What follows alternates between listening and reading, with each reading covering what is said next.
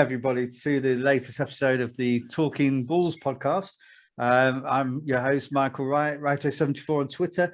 And well, this is an episode with a difference, one that I've been looking forward to for many reasons, although not all the reasons I thought, and that will become clear very soon.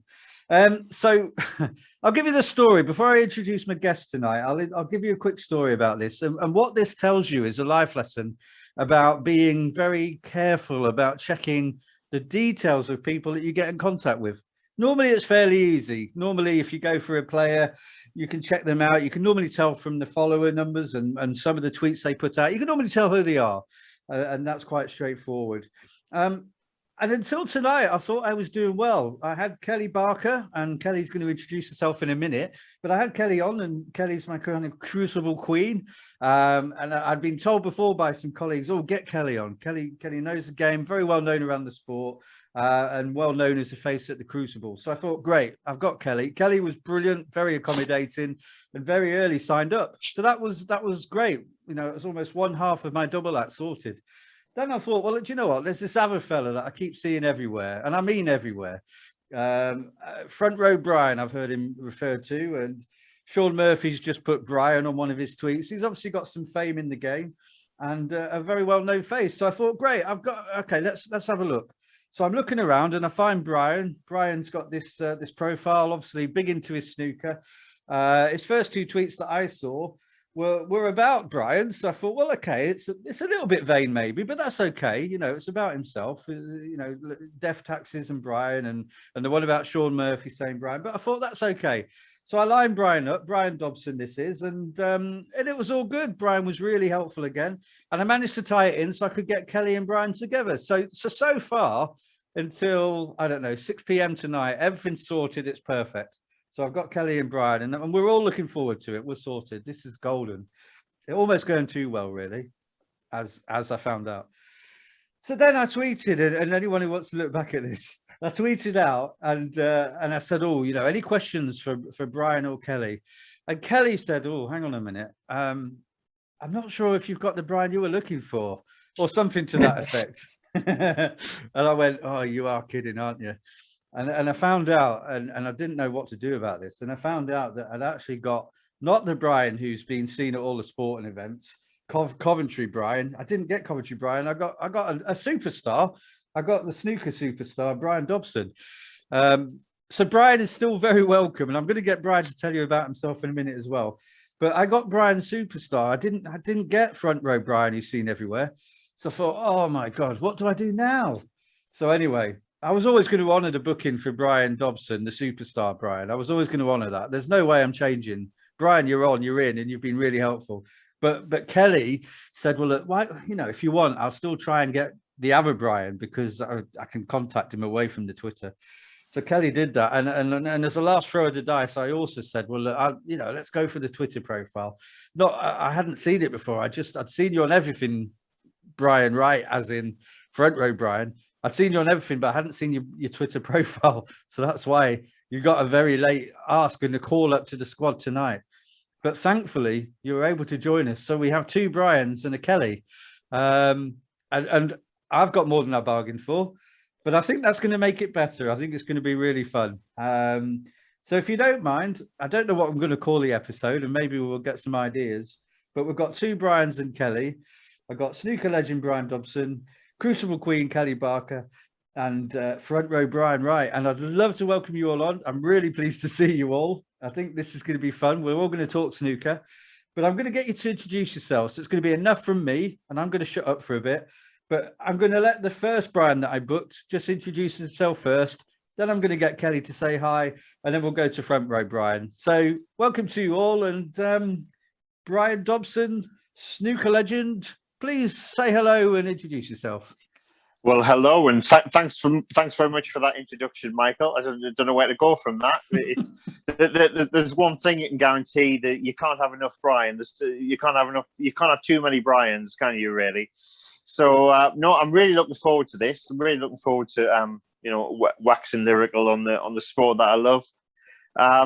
It's you know, it's great to be here and in such great company. Brilliant. Thank you, Brian. Thank you, snooker legend Brian Dobson. If anybody wants to find you on Twitter, Brian Dobson, and you're very welcome. It's good to see you. So I'm going to move to you did say something just off camera before we started. You said that our next guest is in a Brian sandwich. So our next guest, the filling in the Brian sandwich, and you're better than that, Kelly. You're more than that. But Kellie Barker. Kelly, would you like to say hi and introduce yourself? Hi guys, I'm Kelly. Been a snooker fan for 30 years now, and yeah, just love the game. Love going to the Crucible every year.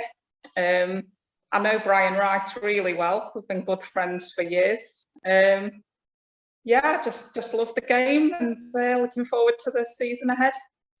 Yeah, that's great. Thank you, Kelly. And you're a good friend of Brian Wright, but now you've got a new Brian tonight that you've met for a new friend. So already it's been worthwhile. Absolutely. I can't call the other Brian wrong, but Brian Wright. I know Brian Wright. Brian left, maybe. Yeah. Brian left. Oh, good. I'm so glad you've all got good humor. This is great. Okay, and we're going to move on to Brian Wright then in that case. So front row Brian who pops up almost everywhere, and I'm actually surprised that he's not on one of these chairs next to me now, to be honest. But Brian Wright, would you like to say hi? Hi guys, just like to say I'm in great company tonight with Kellie Barker. Hiya, Kelly. I'm all right, thank you. And obviously, Michael, we've got the same surname, but I don't believe we're related. I don't think so, but who knows? And always good to have another Brian on the show. I once sat at a final at the Crucible, and the person next to me was Brian, my late father. The person next to him was Brian from Australia. And the person next to him was Brian, who looked a bit like Alan Ball, who goes every year. It sits at the front. So 4 Brian's in the front row one year. So always good to have another Brian. Never could have too many, I don't think. Absolutely. And snooker legend Brian. So I'm going to call you snooker legend Brian and front row Brian. Snooker legend Brian. Then have you sat along at the Crucible next to any Brians, or just at the Crucible?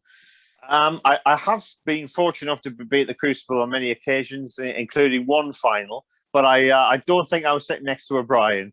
So, no, I don't think so. We'll have to change that then, won't we? Yeah, absolutely. Absolutely. You're going to have to Brian row, aren't you? You're going to have to almost have down the steps of the theatre all of the row numbers and then just Brian, and that's it. Perfect. Perfect. I think after all this, we're going to have to all get together and have a pint at the Crucible one year now. Absolutely, absolutely. It's a great idea. I think both chairs at the opposite ends of the Crucible both need to have Brian written on them, clearly. The seat next to me at the Crucible, I have actually got my dad's name written on the back of the seat, Brian. So oh wow! Oh, that's nice.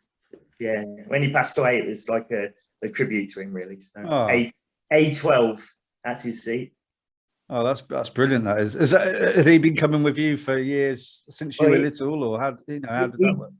He ran the local snooker club in Coventry as I was growing up, and he brought me my first 6 by 3 foot table for Christmas when I was about 9.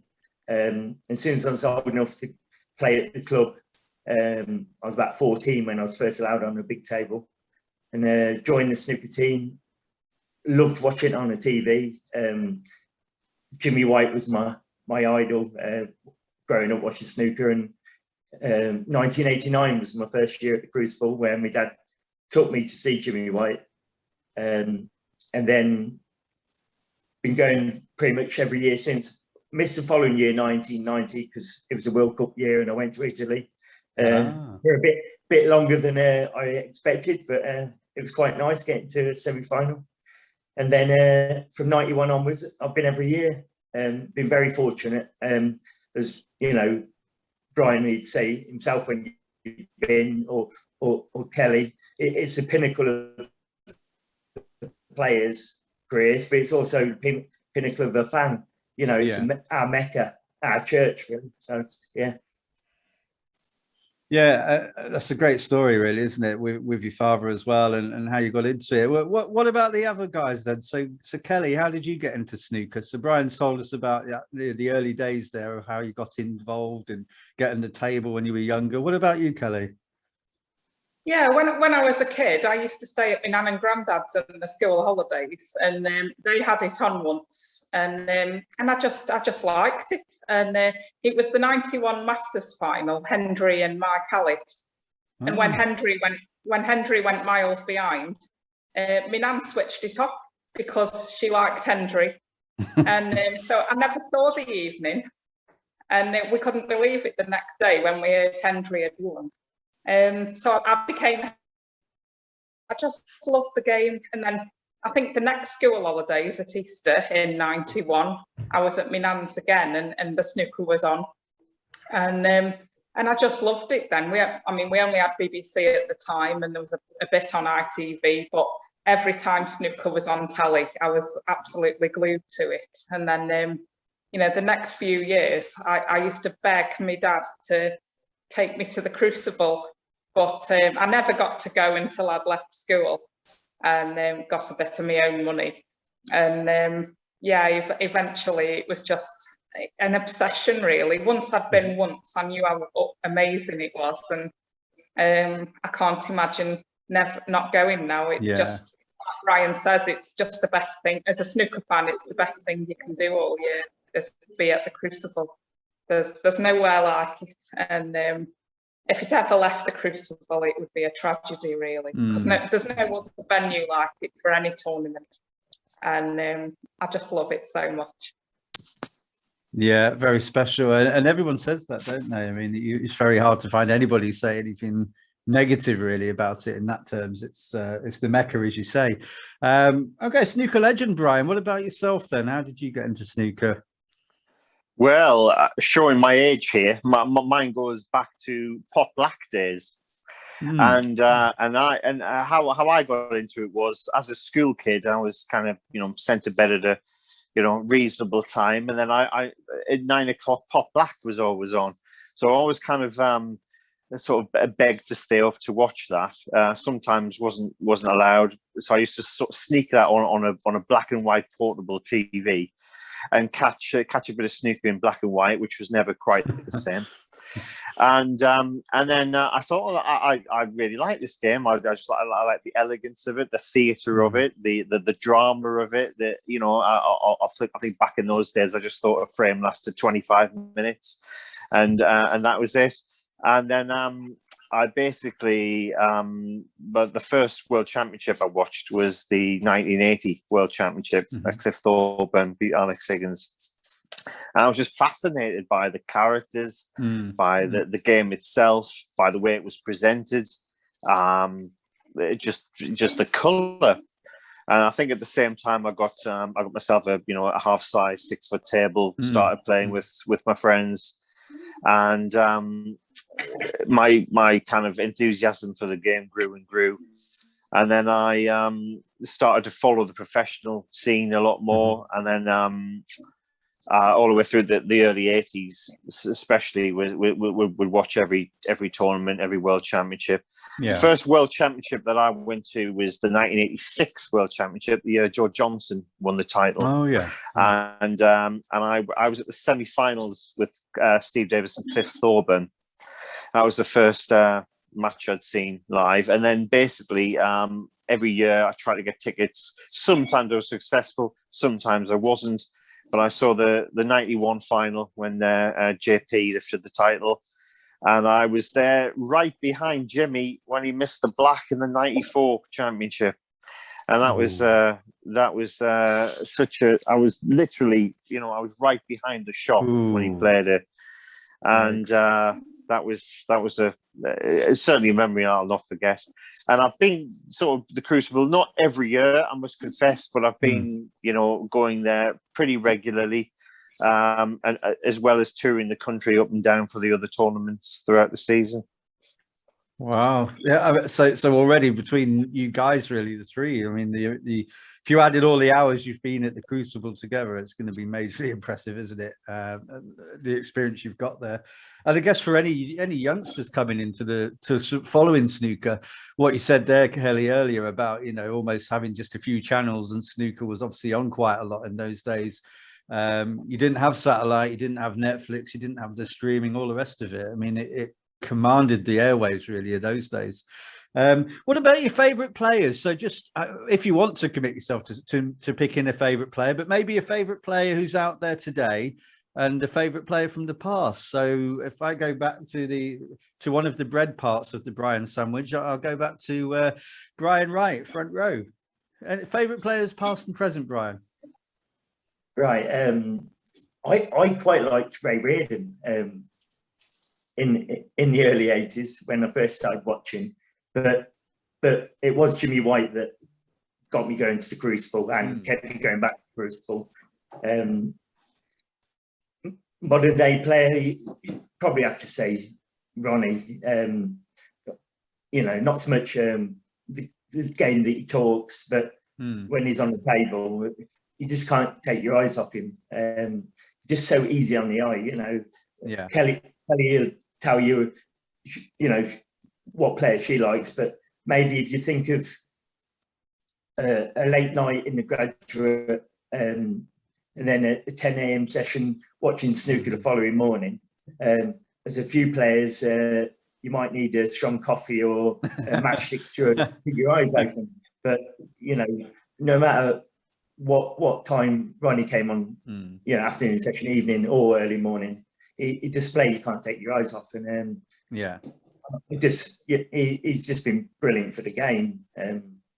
Not so much an ambassador like Hendry or Steve Davis, but just to watch, and how he's still doing it into his like mid to late 40s. It'd be great to see him obviously equal Hendry and lift to seventh. Not so sure he will, but just to equal Davis with a six, or to be there a year where he took a year out of snooker and came back and then defended the world title.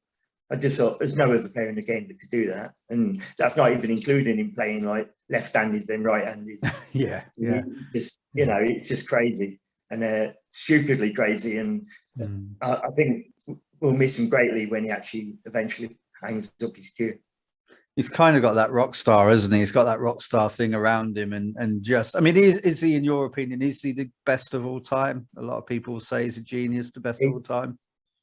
He's the best I've seen, but do you count it on just how many world titles you win?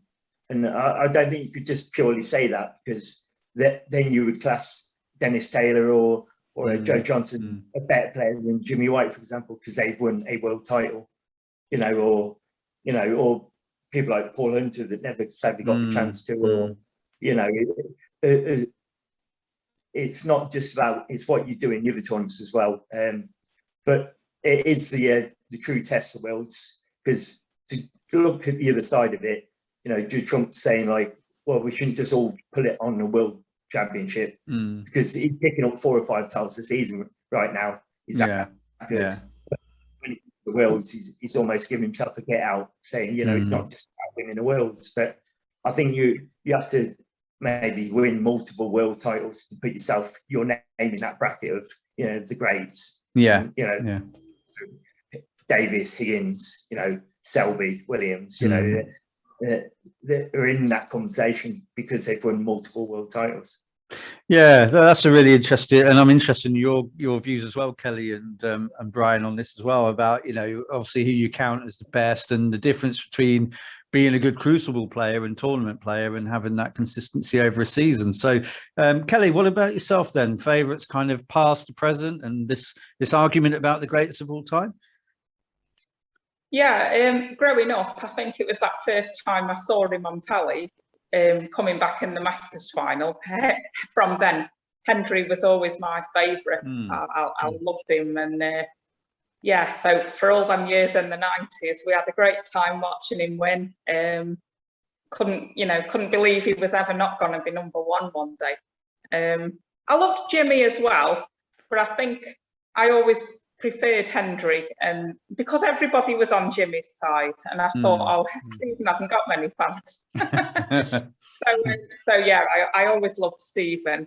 Of the modern these days, I must admit I love watching Judd Trump play. I think he can play shots that, just phenomenal. Like Brian said, you can't say anything about Ronnie's on the table. He's just amazing to watch. He's not really one of my favourite players because of what comes out of his mouth sometimes. Right. But when he's playing at his best, I look. You can't not enjoy watching Ronnie. Mark Williams has always been a favourite as well. So yeah. Jordan, Mark Williams, probably very favourite. But there's so many of the modern players. I mean, I love watching Mark Allen when he's playing well. Neil Robertson, even Mark Selby. I mean, Selby was phenomenal at the Worlds this year. He gets a lot of people knocking him for slow play and boring and all this. At Sheffield, he was on absolute A1 from the word go this year. Thoroughly deserved it, and he absolutely is one of the all-time greats. I agree. I mean, I do think Judd is already up there as a potential. Well, he is one of the greats. There's no doubt about it. What he's done in the last couple of years is just absolutely sensational. I do feel he needs another world title or two, even if to just shut the doubters up. But for me personally, I don't. If he never wins it again, it would be a bit odd for how good he is. I think he's got 2 or 3 more world titles in the bank somewhere along the line. Is that good? And eventually, you probably are going to get the class of '92 dropping off a little bit. I think the next decade is Judd's if he wants it. I don't see anybody coming through who's absolutely better than him. You've still got a few more years of Selby and Robertson who could topple him. But realistically, I think if Judd doesn't win another world title or 2, I think something will have gone wrong off the table for him because he's absolutely that good. It's interesting, isn't it? As say you mentioned Neil Robertson, and obviously he's won one title a little while ago now when you think about it, but it's obviously that hard to repeat success that he's still been up there in the top end of the rankings, but not repeated that world championship success as yet.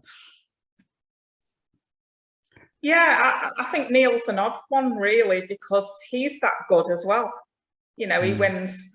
Apart from, take the World Championship out of it, and Neil won the biggest 2 last season, the UK, the Tour Championship, played brilliant in both, and you really thought, for a few times in the last few years, Neil's gone into Sheffield and you're thinking he's on top form. It's surely going to be his year again. And he seems to sort of go off like a train in the early rounds and sort of blows himself out by the quarterfinals. In the long matches, he seems to struggle against the match players like Selby and Higgins and this year Kyron Wilson. But I do think he can win it one day, but every year that he's not winning it now, it's getting harder and harder. And the greatest, I'm going to come to snooker legend Brian in a minute, but the greatest of all time. So Brian. So sorry, Brian's front row. Brian was talking there about the difference between the greatest of all time and maybe about how you tally that. So what's your thoughts on that, Kelly? How do you decide who the best is, and if we even have to be fair? I think. As much as I'm a Hendry fan, I do have to say Ronnie is the greatest player of all time. But I think Stephen's the best sort of ambassador, maybe. I think Stephen's the greatest person, but Ronnie's the best player. Yeah. Well, you've definitely got a thumbs up there from front row Brian. Well, it's not front row Brian. And front row Brian, for people listening to this, now has a beverage. So yeah, it's got some agreement there. The Hendry loving is carrying on there. I must admit, I liked Hendry when I was younger, but because I was a shy, awkward teenager with a few spots and blondish kind of brown hair. I found him very easy to identify with. So for me, that stayed. But he went. So unfortunately, but he's well, is he back or not? Let's talk about that maybe later.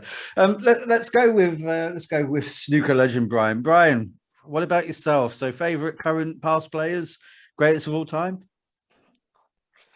Well, it's difficult not to argue with both what Kelly and Brian have said. I think it's all hitting the nail on the head, really. But for me, I think back in the day, as Brian said, Ray Raiden was such a dominant force back in the day that he was very much the feared player. I think what got me into snooker was Steve Davis and the dominance that Steve had and the ruthlessness that Steve showed. However, for me, the early 80s was all about Jimmy White.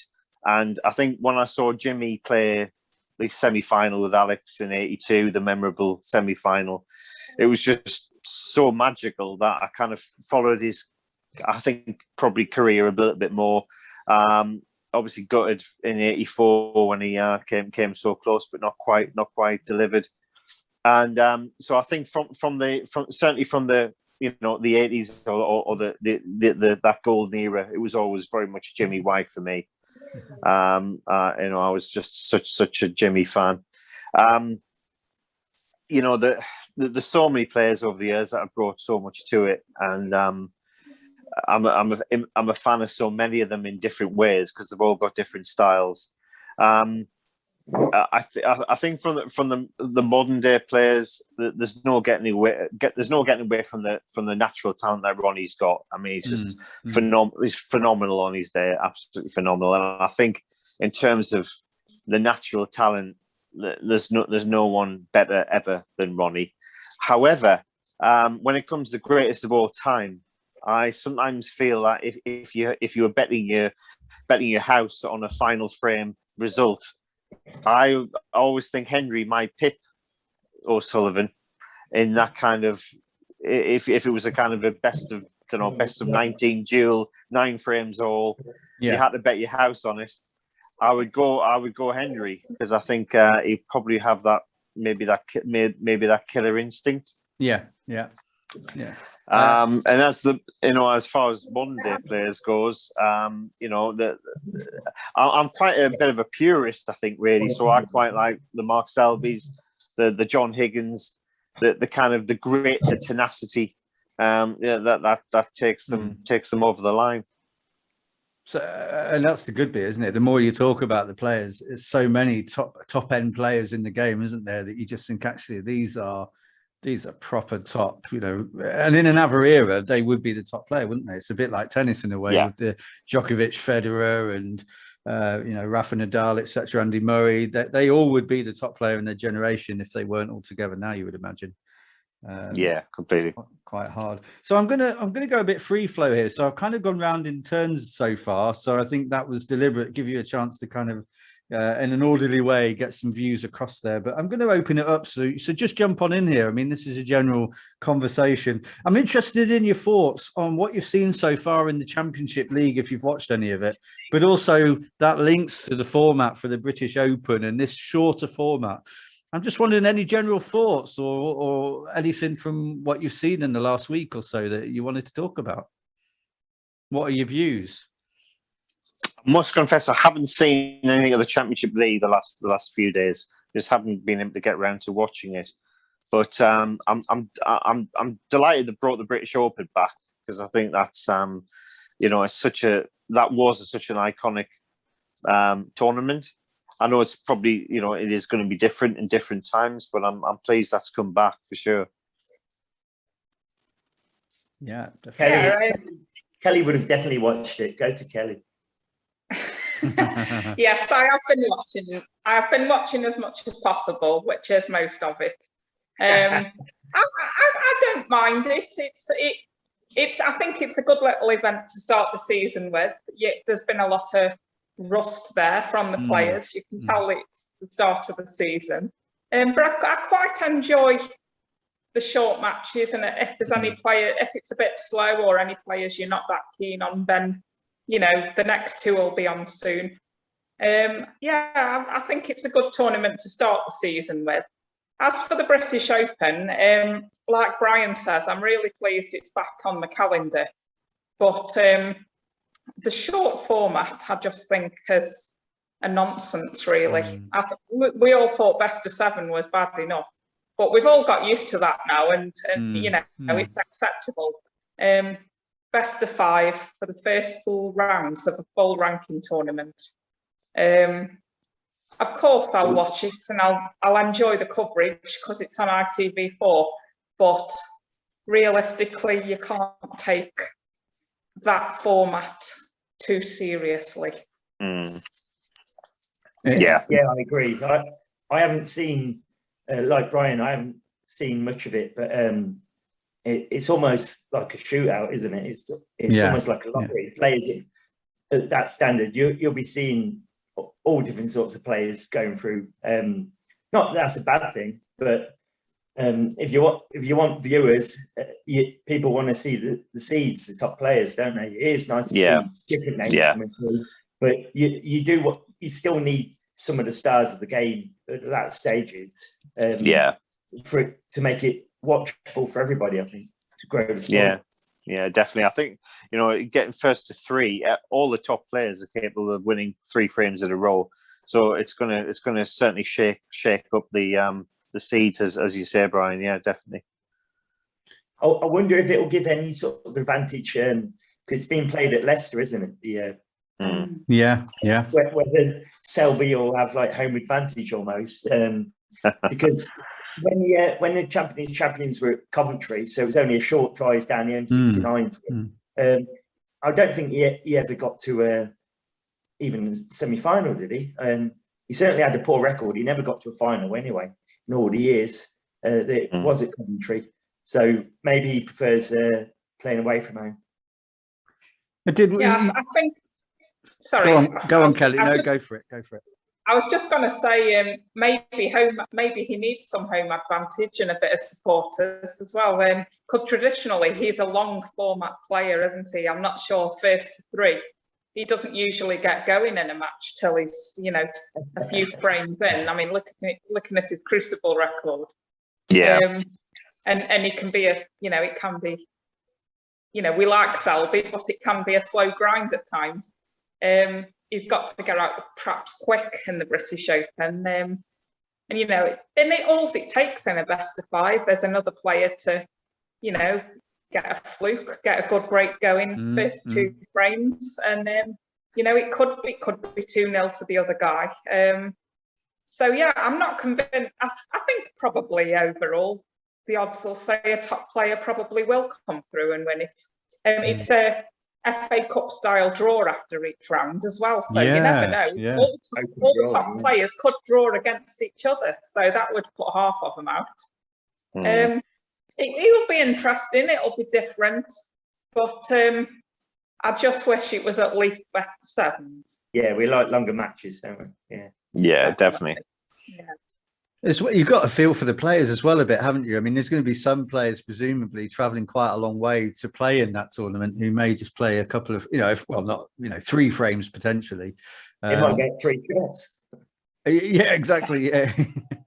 I mean, you could just play 3 breaks and that's it, couldn't you? You could almost, you're not going to play 3 breaks. You could almost just play 3 or 4 shots in your whole match and go home. But then in a way, is this for the fans? It's a bit like the cricket in a way, isn't it?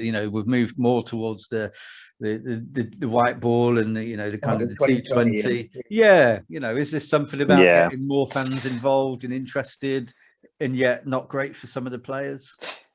Yeah, I think we've got that in the snooker shootout. We don't really need to bring it in more and more tournaments. That's a kind of a fun novelty tournament. It's a bit different. We don't need to keep repeating that, in other tournaments. I don't think, because the cream always rises, and I think you get that in multi-session matches, that you just don't get in a best of 5. Yeah, I was wondering whether it's anything to do with ITV4, whether they just want something a little bit different. Possibly. Because most of their tournaments are kind of similar. But I can't think of anybody who would think best of 5 is the way to go, really. Yeah. I think you're probably right there, Kelly. Actually, it's probably something in that. Barry Hearn, I could think of someone. Well, this is it, and it would be nice to hear from them, wouldn't it, as to what the thinking was. I mean, I do think it's probably a lot to do with ITV4, because the Sunday afternoon of the final, there's no play at all, and that can only be because of TV. And then the final is best of 11 on the Sunday evening. Because I was thinking of going, but with I was thinking of going for the weekend, but with one whole session missing, it makes it not as worthwhile going away. So what you're saying now, then, Kelly? You're just going to go for the whole week instead now, then? No, I'm not going at all. I was thinking of it, but no, I'm not going there at all now, unfortunately. Will you be there? I'm not ruling it out. You'll be at the Coventry one, I'm sure. I'm going to make an appearance. Yeah, it'd be rude not to turn up sky blue. And it kind of links a bit, doesn't it? This bit around, what's it for? Is it TV? Is it about appealing to a new audience? There's a lot, isn't there, around. This is a generalization, but there's a lot of talk about people having lower kind of concentration spans, and people just want instant and all the rest of it. Which, as you say, snooker legend Bride. There is something around that in the snooker shootout. But I guess this is a way of having a slightly longer way, but you don't have to concentrate too hard. I mean, but that links to the image of the sport, and that's certainly something I've been asking the players about when I've had the privilege to talk to them, just to see where they think the game is. We obviously heard Judd Trump's comments a little while ago about the dress code, about how the image of the sport could change, could be modernized. What's your thoughts on that? I mean, you're all, none of it, not being rude, but none of us are 19, so we're not thinking of it from that prism of being 19. But what do you think, the image of the sport, and does it need any kind of uplift, or does it need to just cash in on what it's doing well? That's maybe the wrong term. What are your thoughts, the image of the sport? Well, I think I'm a bit of a snooker purist, so I like the classic waistcoat bow tie look. I think once it strays from that, it maybe lessens the impact a bit. It doesn't look quite as professional. And I understand, things like we talked about, like the shootout. It's a little bit different, and why not have it a little bit different? But for me, I'm a little bit of a purist in that one. In fact, I think I'd like to go back to the ties in the afternoon and bow ties for the evening, to be honest. To be honest with you, Brian, I thought you were going to say I'd like to go back to when they had the booze on the table next to them at the chair, and they could have a smoke if they want. Not sure we're going to get that back, but yeah. I've got one of Alex Higgins' ashtrays from the Crucible. Oh wow! Is it still full? and a vodka and orange.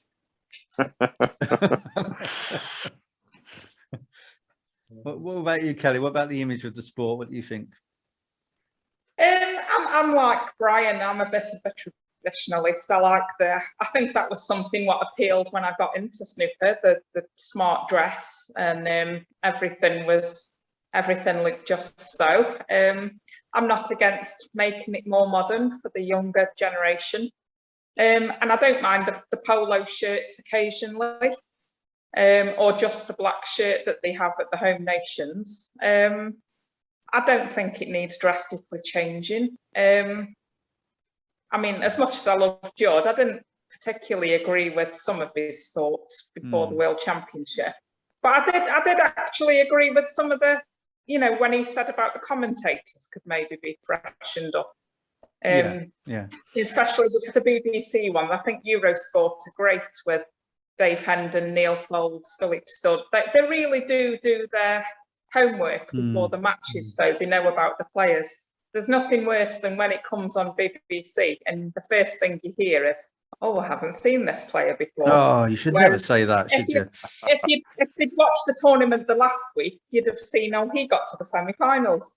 So yeah, you can tell the BBC, they kind of act like they've just turned up and they haven't watched any any snooker at all for 6 months. So I think Judd had a point there, and I thought him and Jack were really good actually. During I agree. Worlds. Yeah, I agree. But as for the dress code, I probably wouldn't change much at all. Really, I like what they've got now, and I think it's mixed up enough now. They've got some, this week in the Champions League, they've got the just polo shirts. The home nations, I like their just black shirts without waistcoat. But I think the majors definitely should be kept, bob on with the waistcoat and bow tie. And yeah, maybe we're all just getting old. We like what we've always seen. Yeah, Michael, you've got 3 yeses. Oh right, well there we go. The jury has spoken. I agree with Brian and Kelly. I like to see the players in the waistcoats, dicky bows or tie in the afternoon, shoot out name and number on the back. Maybe that could go to charities, raffle it off, raise some money for some good causes. But yeah, me and Kelly have been lucky enough to go to many an after party at the Crucible to the late hours or early hours of the morning, and get to meet the new champion or the runner-up, and have photos with them and chats with them. And it was like when Judd won, he couldn't wait to get out his clothes and then go to the party as champion in his normal clothes. And it was like you're having a photo with him outside a nightclub or wearing a t-shirt and a pair of jeans. And it just thought, well, you've just got on to win the biggest trophy in our sport, and yet you couldn't wait to get out of what you were wearing. I just thought, for the biggies, look the part, look the part, and it definitely is something I wouldn't want changing. So I agree with Kelly and Brian. Yeah, and as you say, there's something about being in the presence of someone looking the way you are used to seeing them doing their craft, isn't there? It'd be a bit like an after party at Formula One. You'd kind of like to see them at least a little bit in their gear and the stuff on, and then maybe later they can get in their joggers or whatever. But no, that's really... It's like me sitting there not wearing a commentary top. It'd be strange, wouldn't it? It just wouldn't be right. We might come on to that a bit later, a little bit of the footy, possibly. In fact, my team are playing Coventry on the opening day in the championship season. So, are you Forest here? Yeah. You going? I don't think so. No, I reserve my disappointment for home games most of the time. Come and sit with me. So that I think it's interesting that you all say that. And Kelly, you said about the commentators. I mean, I think that's one thing I think has been really interesting on the Championship League coverage so far. I've not watched all of it, but I've been recording it each day and then kind of forwarding through little bits. But they've had quite a lot of players on there, haven't they? Almost doing the pundit stuff and different voices that you might not be used to, which is quite interesting. Yeah, there's been a lot of good insight on that. I thought David Grace was very good the other day. Stephen Hallworth, who is a name you probably wouldn't know much of, but he was very good. And there's been, I think Peter Lyons did a day, who he's done a little bit before. I think it's been good to mix it up a bit and have some new ones on. They were always with Dave Hendon and Phil Yates, who I think are both brilliant. Yeah. And I've really enjoyed that this week, and hope there's more to come this coming week. Yeah, it's good to get that different perspective, isn't it? And certainly some of the guys that you might not have heard of as much have been on here. I mean, Stephen Hallworth was on here a few weeks ago. And it was interesting, and Jackson Page will be coming up. He's next week, well, this Wednesday coming. But actually, what's interesting is thinking about these guys that if they get to where they want to get to, and they're all pretty ambitious and focused, you can kind of look back and go, actually, we knew him when he was just getting known. We didn't know much about him, and he's really progressed. So you'd like to be able to see, the younger ones coming through, really, as much as we love, as you say, the class of '92 and some of the top names that are there. But we kind of want to see some people come through, don't we? Or do we? For me, definitely. I'm really looking forward to. I'm pleased Jackson Page has got back on tour through Q School. I really do rate him, and I think he's probably the best of the newer generation of British. I really want him to do well. I mean, I don't really mind where someone comes from snooker wise. I think, if China is the next generation, then they are the best players. I mean, they've got some fantastic youngsters who I enjoy. I mean, Wan Si Jun, he had to come through Q School this week and at this time, and he's such a great player already, and he did well the other day. He was unlucky not to get through. But yeah, for the players coming through, I really hope Jackson does well. I think he's got a lot of talent. And Oliver Lyons as well. I've been waiting a few years for him to really push on, but he's on the second year of his card now. Hopefully he can do enough to stay on and then push on, hopefully, because he's a cracking talent. We just haven't really seen enough of him.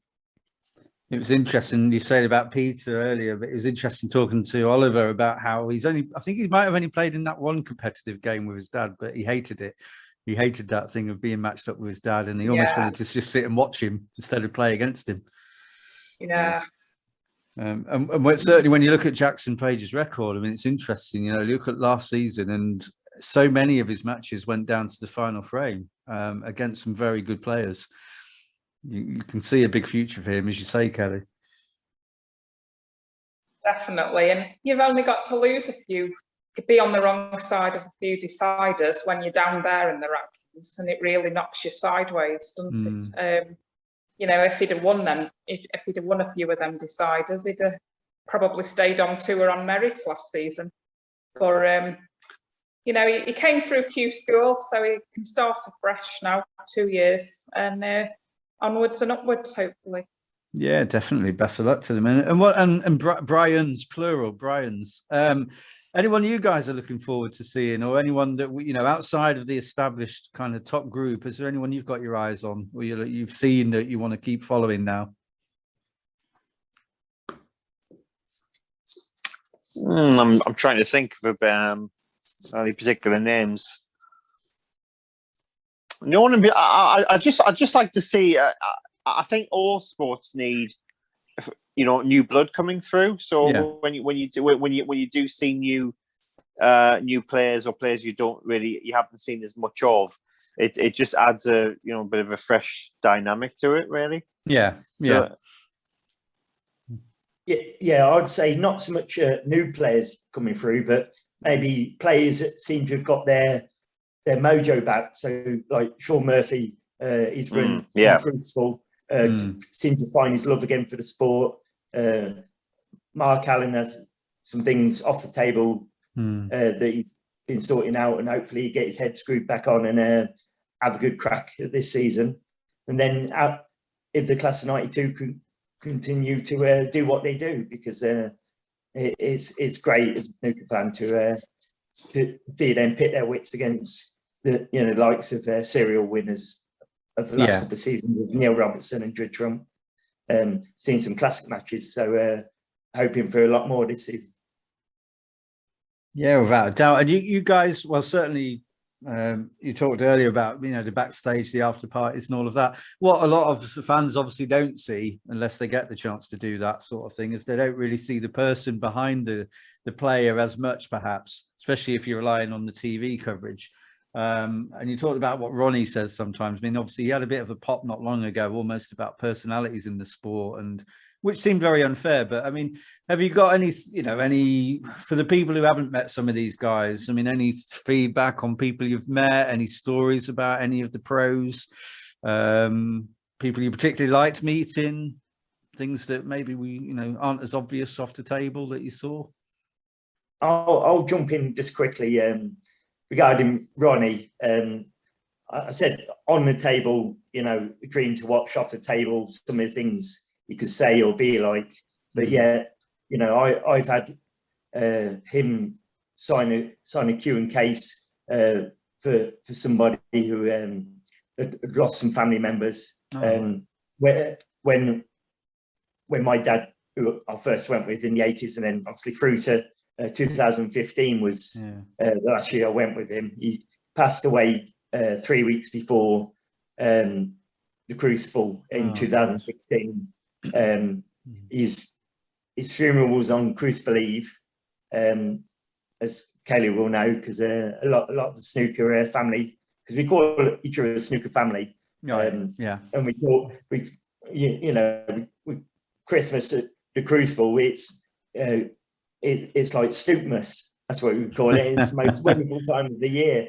And a load of the snooker family came to my dad's funeral, and Ronnie sent me a lovely video message about my dad and his sport. Wow! How great he is, and that's something people don't see that side of him. And then obviously that very same year, because of my dad's affinity, brought up and from Leicester. My dad was a big Mark Selby fan. And Mark Selby sent me a lovely message as well. Oh wow! And then obviously the Crucible itself put the plaque on the back of my dad's seat within that time of him passing away 3 weeks before the Crucible started. So it was a very emotional tournament for 2016. Mark Selby went on to lift the title on the same day as Leicester winning the Premier League. As a commentary fan, I should hate that, because we should hate Leicester, but because of my dad, my affinity, I've got ties with Leicester, and I brought my dad's Leicester flag with me to have a photo at the Crucible. Oh wow! At the final, and Mark Selby, when he lifted the title, he come over and said, "Do you mind if I lift up your dad's flag for because he had Leicester on it with the title?" That's brilliant. That's fab. And I was in bits, to be honest, but proud. At the Euros just gone following England, I had Mark Selby message me saying, "Is that you on TV? I've just seen Brian." So I'm sure you meant me and not legend Brian. Well, we'll have to clear that up, won't we? I think. So I've had good close contact with players like the year Mark Williams last won it, and he had a late night kebab, and the following opening session of the final where he ate all my chocolate counters and wine gums. I don't remember him more or less drinking the packet into his mouth at the start of the session of the final. So I've had many good times with the players. Off the table, obviously on the table, it's their job and they have to take it seriously. But off the table, I couldn't say there was a bad person between them. I've never had bad words or crosswords or anything bad to say to them on a personal note of meeting the players. They've been great for me personally, and it's one of the things that continues me coming to watch the game. What they are off the table. When you get to meet them for real, because unlike football, which is my love as well, you can't get anywhere near a footballer. No. I could have a couple of top players in my phone list, for example, and that wouldn't happen as a footballer. Or you could go and have a photo with them. Obviously, before COVID, we don't know what's going to happen now, but they're quite happy to stop, talk, have a photo, or have a drink with you. Mark Selby, when he lost that semi-final to Ronnie 2 years ago, he was in the Brown Bear having drinks with like-minded fans, and I remember him dancing on tables. Well, quite thick tables after having a drink and stuff. So the players themselves, once they could relax and let their hair down, I'm sure Kelly, in her experience, with meeting players at the after parties and obviously before matches as well. They're just great guys, and it's just something I like about our sport, that they're in touch with the fans. Yeah, absolutely. Yeah. Definitely, yeah. I completely agree with Brian. It's one thing that makes you keep loving the game as much, because the players, they're just like the working man, really. You know, so many nice players. Everybody's nice, really. The whole snooker setup. You know, the security guys, everybody you see, and being a regular as well, they get to know you. And there were, you know, just this year actually at the Sheffield, there wasn't as many of us there this year who all know each other and would usually go for drinks. And I remember there was one afternoon I'd come out of the snooker and I was just popping back to the accommodation, and I was walking along, phone in my hand, wasn't looking ahead, and I just heard this, Kellie, and I looked up and it was Stuart Bingham. And I was like, oh, hi. and we had a little chat for 5 minutes. Now, you know, he knew me, and he knew that it's been a bit of a hard time the last 12 months, and I've been furloughed for a long time. And he was asking all about my work and my job and how I've been. And he said, oh, I thought I'd find you here at this time of year. And he was just such a nice guy. And, you know, I've got a lot of time for Stuart. I think he's a cracking bloke. And, yeah, he's just one of us, really. And my other good memory just off the top of my head is Stephen Hendry a few years ago. I was on, me and Brian were both on a little series the BBC did about the fans, and it was broadcast during one of the intervals. And the next day after that, I bumped, and I'd said in my little interview that I'd really loved Stephen Hendry since I was young. And the next day I bumped into Stephen, and he had a lovely chat for a few minutes. He said, oh, I saw your interview, I thought it was really good. And I was a bit starstruck. I'd met him before and got an autograph and stuff, but I'd never actually stood and talked to him.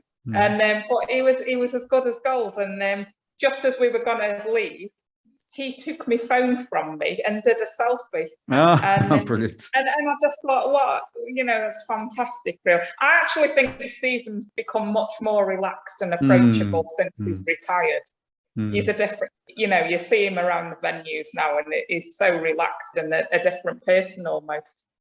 But yeah, I got great memories of meeting players, and yeah, they're all a good bunch. I like Brian, I've barely got any bad to say about any of them. It's really important, that, isn't it? Because that's that connection, isn't it? If you've got that connection with the people playing the sport. I know Brian was saying there that, you know, when you follow football, you don't really have that quite as much, unless you go down the divisions. I think you maybe can get that a little bit more, but certainly at the top level, you're going to struggle, aren't you? But sorry, go on.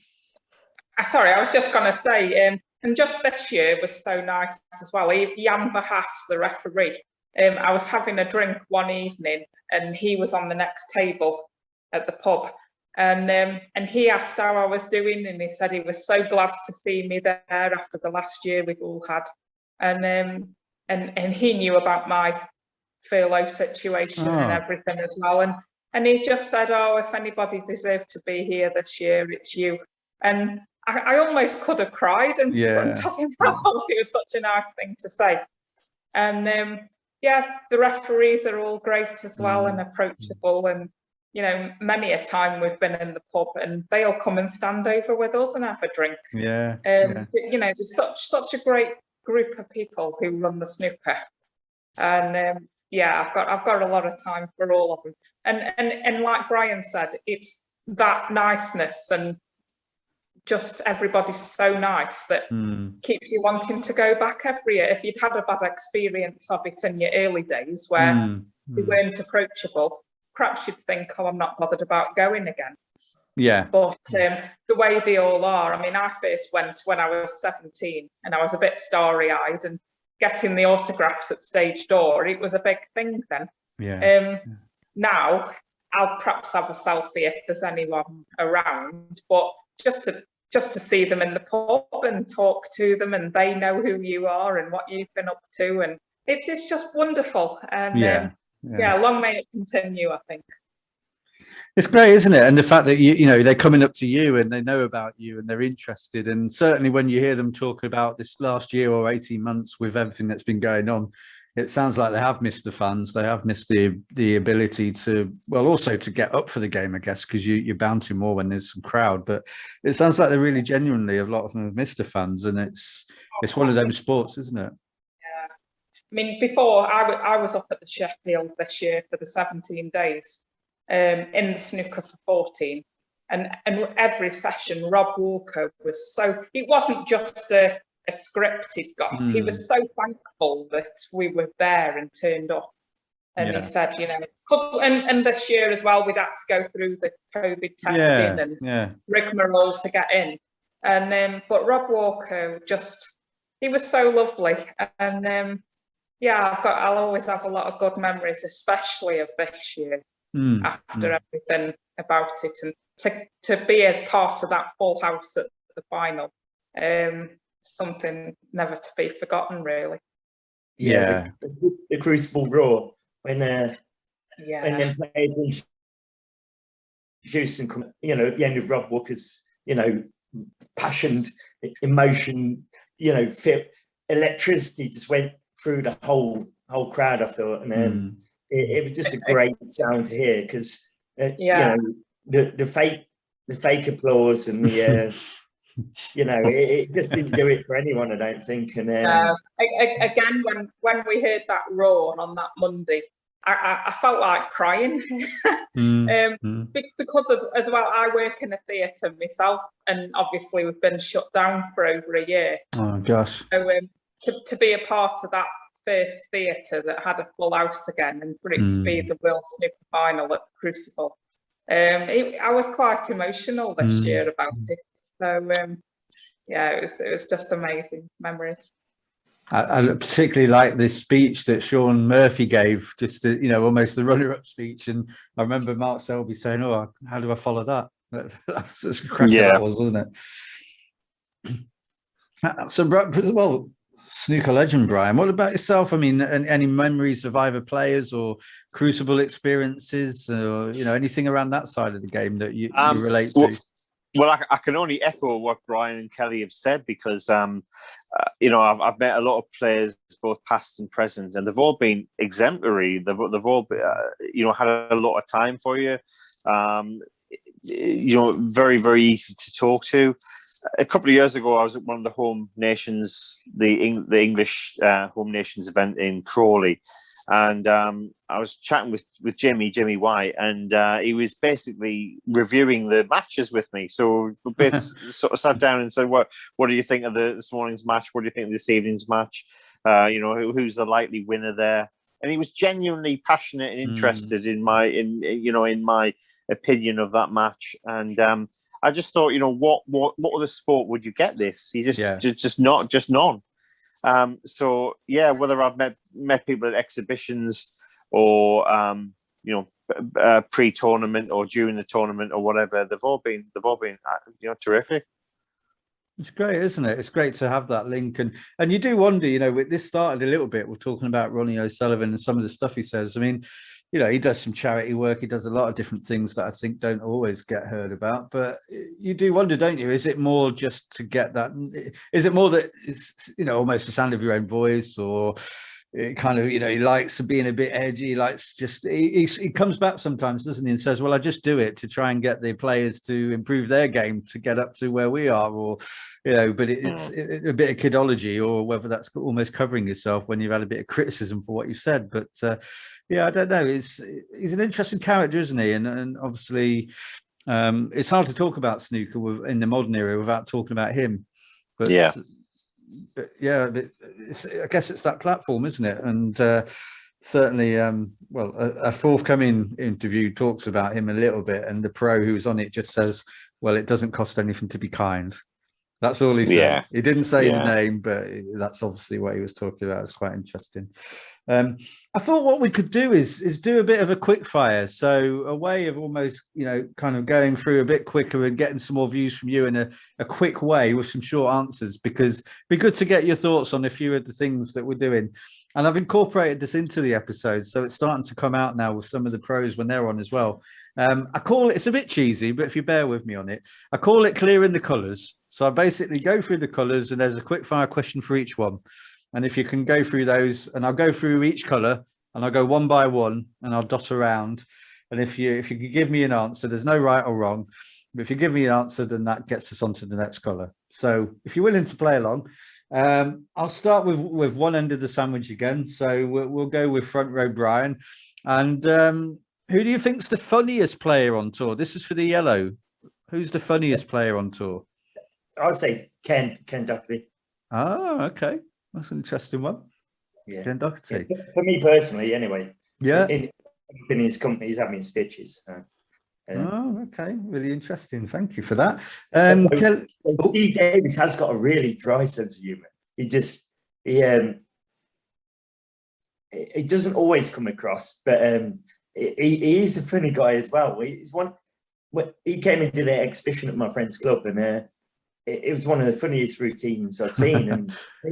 And he hardly potted the ball, and yet it was more entertaining. Some of the people who'd seen the exhibition the previous year of my hero, Jimmy White, and they said that one frame, just the first frame that Steve Davis played there, that was more entertaining than the whole night that Jimmy White did. But I suppose it's different, isn't it? Some want to get down the pot balls, and some want to talk about balls that potted and why they've missed them, I suppose. And Ken can talk about both, I think. So and Steve definitely can. All right. No, well, yeah. Well, okay. Well, Ken gets your vote then. So Ken's the funniest player for you then, Brian. Kelly, who's the funniest player in your opinion from what you've seen? Yeah, I think Mark Williams must be up there. He's always having a bit of a joke. Yeah, on the table, yeah, I would probably go Mark Williams. I probably don't know them all that well off the table, like sitting in their company as such, to know who's the funniest. But yeah, I think, like Brian said, Ken's a great guy. But Mark Williams has got a great personality. I think he's fab. Right, we've got Willow on there. So Mark Williams is your vote, Kelly. So, and again, it's maybe even just perception of what you've seen, or you've seen videos or whatever. But snooker legend. So, snooker legend, Brian. What about yourself? Who do you? I've got to go with Kelly's choice there, Mark Williams. I think Mark's so laid back, and he's just so just chilled with everything that goes on. Nothing seems to faze him. And you can imagine he would be a very entertaining night out. He would get my vote for that, Mark Williams. Very good. Oh, he's come out well of that then, isn't he? So anyway, so the yellow's gone, guys. You've all got the yellow, so that's that nicely tucked away there. Onto the green then. So it should be fairly easy. But in terms of snooker venues, if you apart from the Crucible, what's your favourite venue away from the Crucible? So I'm going to do the opposite way this time. So I'm going to, sorry, Brian, I'm catching you out there. I'm going to go back to snooker legend, Brian, this time. Well, are we going past or present? Whichever, doesn't matter. For me, the Wembley Conference Centre. If we're talking excluding, obviously the Mecca of snooker, the Crucible. I was fortunate enough to see a few matches at the Conference Centre, and it's just such a unique atmosphere that possibly arguably a little bit too big, but it was just it created a different vibe that you probably wouldn't get elsewhere. Yeah, definitely. So I'm going to go Conference Centre on that one. Wembley Conference Centre. Thanks a lot, Brian. Thank you. Kelly, what about yourself? Well, nowhere does compare to the Crucible, but there's a few. I think the Barbican's a good venue, although the seats down the front aren't the comfiest. I tell you where I really did like that us no more. When the shootout was at Blackpool, I thought that was a really lovely venue, and it was like the conference centre. It was a circle. I thought that was nice. I think I would have had the conference centre as my favourite if I'd have ever been there. Sadly, I never did. But yeah, I like the Blackpool one. I'd love to go to the German Masters at the Tempodrome. I think that looks amazing on telly. Yeah, similar, isn't it? Yeah. Yeah, and I've always enjoyed the Welsh Open at Cardiff as well.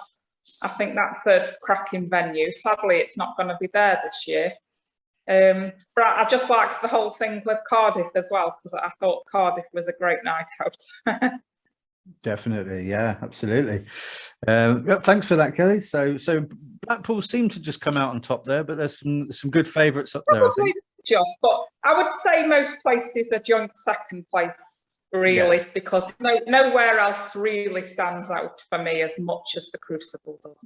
Well, that's why I took it out, to be honest. I thought, we've got to take that one out of the equation. We'd all have said the same thing, wouldn't we? Yeah, it's too easy, that one, too easy. This had to be a slight angle on the green, to be honest. I couldn't give you an easy one on that one. It wasn't over the pocket. Front row, Brian, what about you?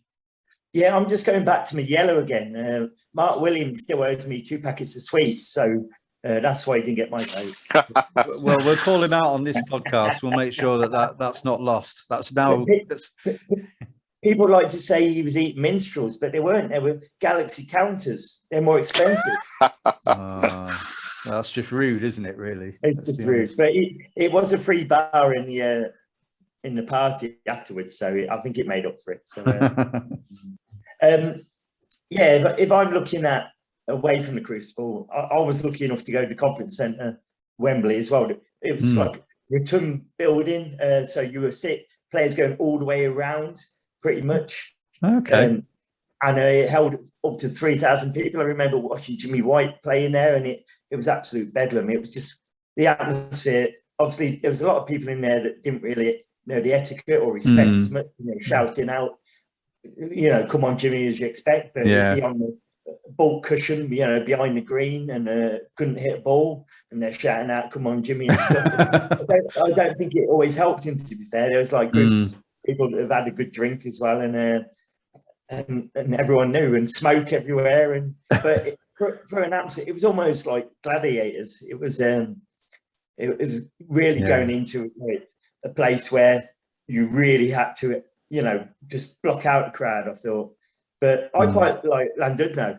It's on the seafront. It's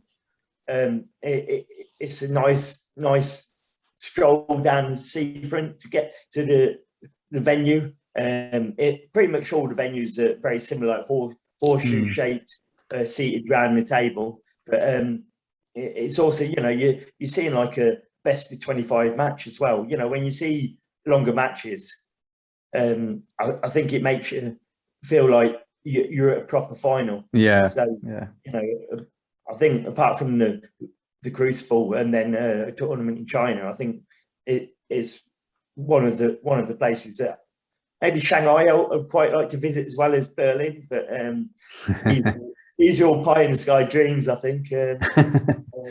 Which one are you? A commentary at the moment. But, which one are you planning for then, Brian? Which is what are you going to go for then to get your green away? I'd have to go Wembley Conference Centre just for the sheer experience. Sadly, it's not something we could ever go back to. But they tried to go to Wembley Arena for a while and it didn't really work. You're more suited like X Factor, that sort of building.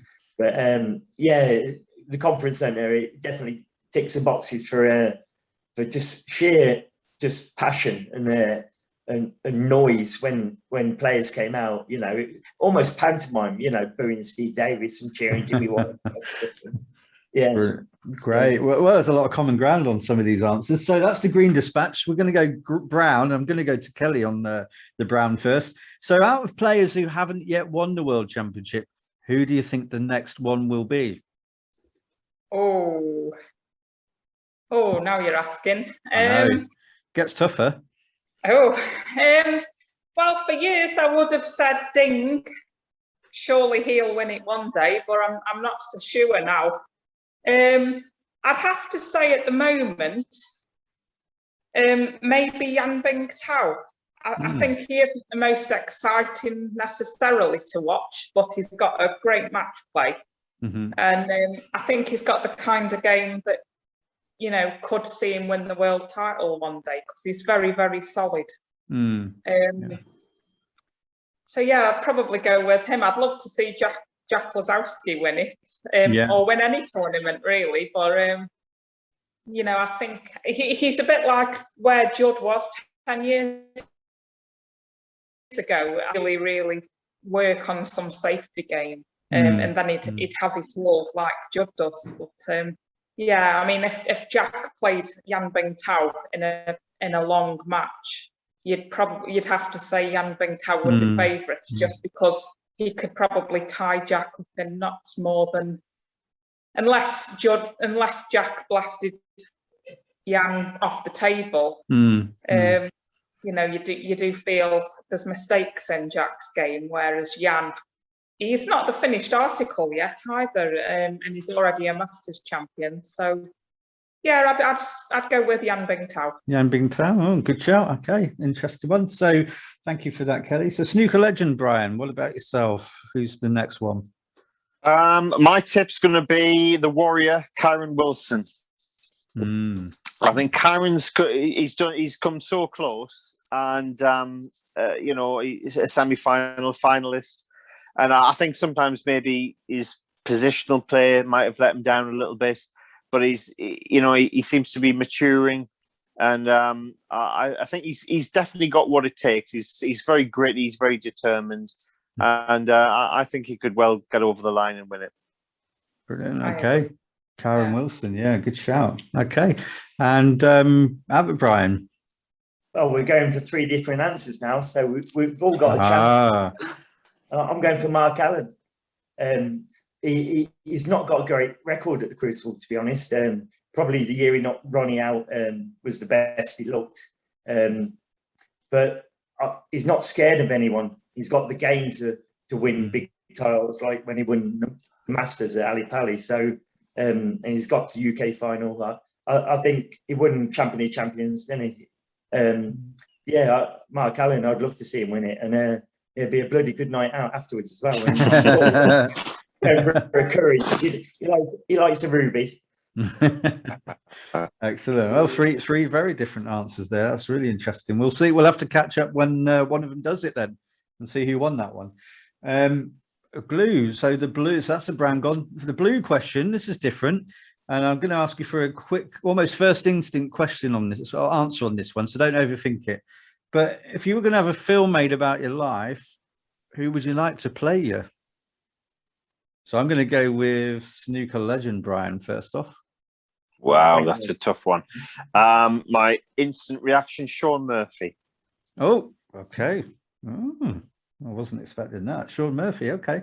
Well, I'm going to move on because I've got more balls for you guys to pop. But front row, Brian, who's going to play you? Did you ever see the snooker film Number One with Bob Geldof? Yeah, I did. Yeah. Well, it wouldn't be him playing me. If he could wear high heel shoes, I'll have Tom Cruise or George Clooney. Which one, Tom or George? I mean, they're both similar, aren't they, for you? No, obviously we need to be going snooker players, don't we? So don't have to. Can be an actor. Don't matter. Okay. No, actually, I would like the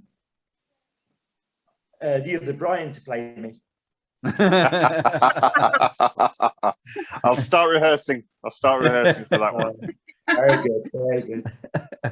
Okay, Kelly, what about yourself then? Oh, I'm not really sure about this. I'd probably say Mark Selby. Hey? I would say Kate Winslet. Or maybe I have to go Rianne, don't I? But no, I would say Selby. Solid, reliable, maybe a little boring at times, but Can he drink out of a goldfish bowl though? That's what I want to know. Oh, well, now we're asking. And does he like the captains? Oh. Right. Well, the blue. Let's say the blues away then. Let's go for that one. The blues in. Pink is another a very quick one. We can obviously find out a lot about you guys both through social media and other things. Is there anything that's interesting about you that people might not necessarily know? Anything that you're happy to share that perhaps isn't as obvious? And anyone can jump in on that one. I won't push you for that one. Anyone want to jump in? Nah, my story's all out there, to be honest. You're an open book. As long as you get the right Brian when you're looking for him. So I wasn't originally on Twitter. My daughter told me, do you know you've been saying things on Twitter? And I said, no, I'm not even on it. And apparently there was somebody, it wasn't obviously snooker legend Brian, but there was somebody else out there pretending to be Brian with a comedy shirt on Twitter for 2 whole years before I even got on. Wow. And I had to contact Twitter and say, look, this is not me, and send them my passport, my driving license, and then I became the real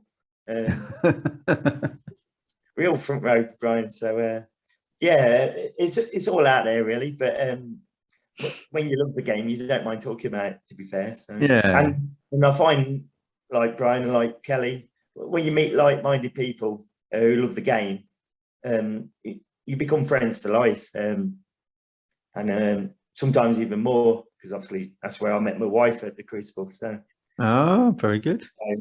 But that's a story out there that obviously I met her at the Crucible, got engaged live on the morning session of the middle Saturday. Thing was just about to come out. So 200 million people watching in China. Wow. So maybe some of the people didn't know is we got interviewed by Chinese TV when we came out the Crucible. So Wow. I'm not really sure what they asked, but we nodded and smiled in the right places. So yeah. Gosh, blimey, you don't do anything by halves, do you? Honestly. It's well documented, so I don't think there's anything out there really that. No, I like your story. I like your story about your Twitter doppelganger who did your account for 2 years. Did you read any of their stuff? Was it good? Yeah, it was a lot better than mine. I should let him carry on. But there was also someone on Facebook who didn't become me, but he started a page watching Brian watching snooker, and they used to talk about after every day at the Crucible what attire that I wore. So today Brian wore the fetching 1978 third kit, brown, classic chocolate brown, with shorts and socks. We wonder what he'll be wearing tomorrow. We'll have to wait to find out and see and stuff like that. And there was actually people writing this page and updating people. I'm uploading pictures of me up in the shirt, and then like an actual official club photo shirt of the shirt, and talking about it. And it wasn't you, surreal. It wasn't you, snooker legend Brian, was it? It wasn't me on that occasion, no. It was probably Shaggy. Well, people have started to Photoshop you into all sorts of places, haven't they now, Brian? That's the trouble. It's discerning the difference between where you really are and where people are putting you now. Yeah, I'm nearly as bad as John Terry, when he's not on the pitch and they've won a trophy and suddenly he's got a kit on and then he's there holding up the trophy. One of the cameramen, Jim, he's quite famous, white hair, white goatee beard, plays guitar. He's been in the Crucible program and stuff. His dad's birthday is actually Christmas Day. His dad lived to 100. He sadly passed away, but you get to know all the, like Kelly said, the referees, the security staff, the cameramen. Yeah. And I was going to Edgbaston for the cricket a couple of days after the Euro final to watch England Pakistan. and I know Jim does filming for the cricket. And he told me, I said I was going to see the cricket, and he messaged me saying, "Oh, what stand you're in? Whereabouts are you? And I'll try and pick you out." And then he told me which camera he was on, and the next thing he was filming us at the cricket light, and as the wife is going by. Does your wife want to say hello? For anyone listening, we can see Brian's wife just just off camera. Gone down to the bottom of the garden, and she gets on with whatever she's doing down there, just with a glass of wine. Just don't blame her at all. But no, she's a lot more camera shy than me, to be fair. So. Yeah. Though she's more photogenic, so I wish it was her here, than my face, really. But, sorry. Kelly or Brian, Brian, snooker legend Brian, anything you guys want to share? Oh, I don't have to. This is a very tricky pink you picked here. Well, I'm sorry. I feel like I'm on the tight on the broad cushion for this one. I think it's all out there, to be honest. I suppose I do feature on another podcast for nothing to do with snooker, but another passion of mine, James Bond. So that's a bit of a not a secret, but something else, another string to the bow. Who's your favourite Bond? Timothy Dalton is my favourite Bond. Yeah, it's my favourite Bond. But that's another string to the bow. Yeah, is that your own podcast then, the Bond one? Or no, it's not. It's not my own. It's not my own podcast, but it's a one that I contribute to and guest on every now and then. Okay. Oh, that's interesting. Perhaps we'll give them a shout out then. That'll be interesting. Yeah. James Bond Radio. They are. James Bond Radio. There we go. It's on live. James Bond Radio. Kelly, any James Bond revelations or anything that? Nothing really. I'm not half as interesting as Brian Wright and his stories. But I did also meet my other half at the snooker as well. So we got that in common. though Kelly kept it secret a lot longer than me, I think. Right, a different style there, a bit more private, perhaps. Yeah, well, everybody knows Brian and what he's up to. Right. Well, look, you've all dispatched the pink. It was a tricky pink, and I was worried that you wouldn't get there, but you did. You kind of stuck with it. You persevered. You've probably been practicing that shot for a while, so that was good. The black. So it is a tricky one, but let's see how you get on with it. I think you'll get it. It'll be all right. If you were going to write an autobiography, just have a think about what you might call it. Your own autobiography. To be fair, when I do this with the other guests, I then name the episode after what they've told me. That's what I started doing. Well, it has to be The Life of Brian. Well, yeah, I mean, you've got that first, so the other Brian can't have that now. So you've got the Life of Brian's.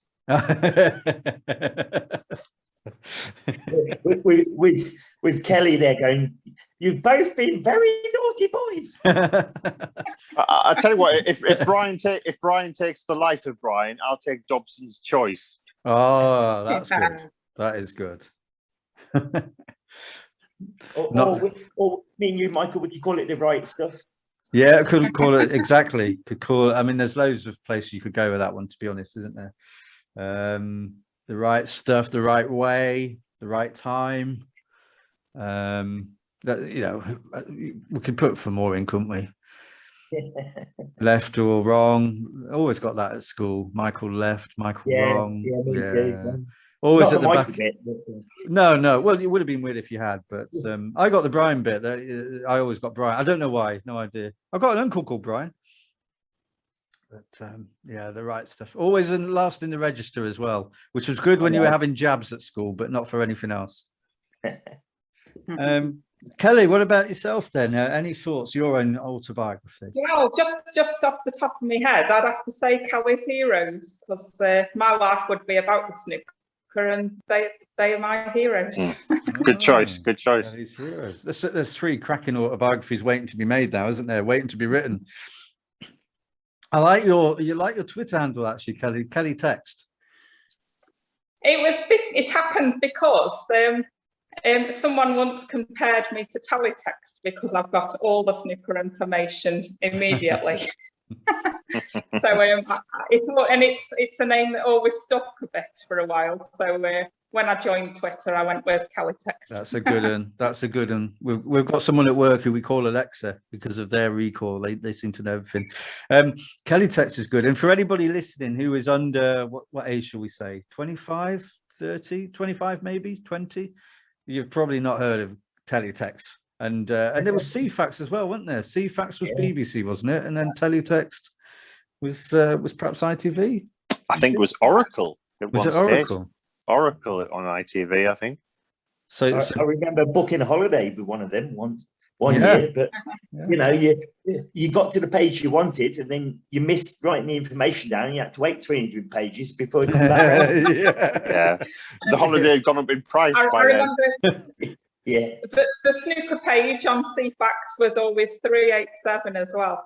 Oh, I don't remember that. I don't remember that. That's you missed fantastic the trick information. there. Should have been 147, really. Yeah. Oh, yeah. Yeah.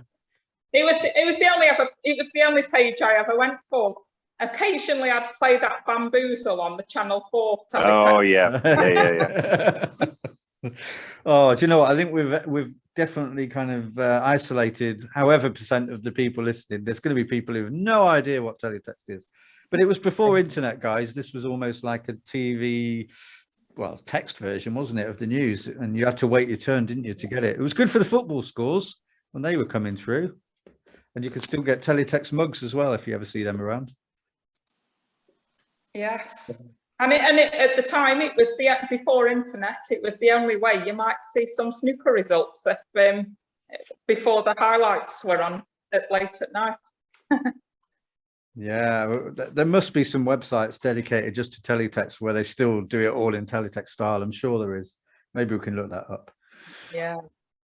Well, look, I mean, everybody, I think we've covered a lot of ground. I think what we're going to do is to say bye and to say thank you for everything that you've done today to help to come on here and to share your stories and your knowledge and your sense of humours, and it's really nice. I think it's something that, you know, this group kind of way of doing things is something perhaps try again in the future, and maybe you'd come back in the future, maybe during the season, and we've got more to talk about then because we'll have a lot more action to reflect on.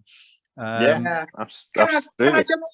Can I just say to Brian Wright as well, we didn't really see much of each other at Sheffield this year, but we're due a few Morgan spiced rums next year, aren't we? We are definitely due a catch up for sure. Yeah, more than a few. Definitely. Yeah. There you go. You heard it first on here. So there you go. You're going to be held to that. So anyway, well, thanks everybody. Thanks for everything, and really, you know, we'll keep an eye out for each other. Maybe one day we'll be able to get together in real life and have a pint, and let's keep in touch. And if we all go to the Crucible next year, then let's find out who's where and when, what sessions we're at. Well, brilliant. I want to meet the other Brian now. He seems this legendary. We all want to meet the other Brian now. Absolutely. I shall be there. I mean, to be honest, yeah.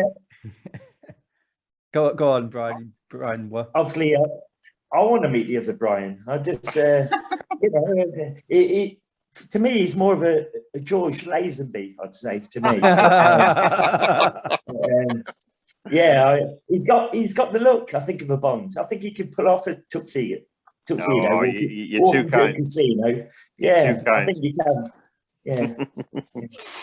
Right. Well, we'll wait to see that as well. So we'll say goodbye for now, but we will see you all really soon.